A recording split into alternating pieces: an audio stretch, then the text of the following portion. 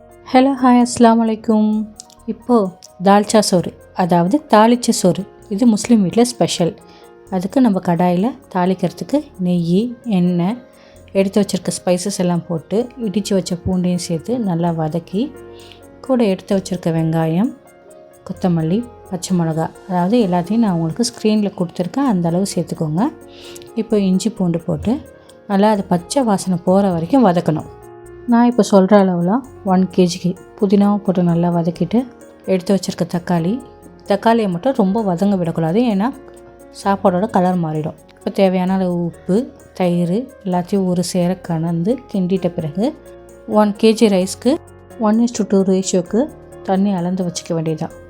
இதே ப்ராசஸை நம்ம சட்டிலையும் செய்யலாம், குக்கர்லேயும் செய்யலாம். இதில் அரை மணி நேரத்துக்கு முன்னாடி ஊற வச்ச பச்சை அரிசியை சேர்த்துக்கணும். இதை இப்போ கவர் பண்ணி ஆன் பண்ணிடலாம். இது கட் ஆஃப் ஆனதும் ஓப்பன் பண்ணி பார்த்துடலாம். பார்த்தீங்களா எவ்வளோ உதிரியாக இருக்குன்னு.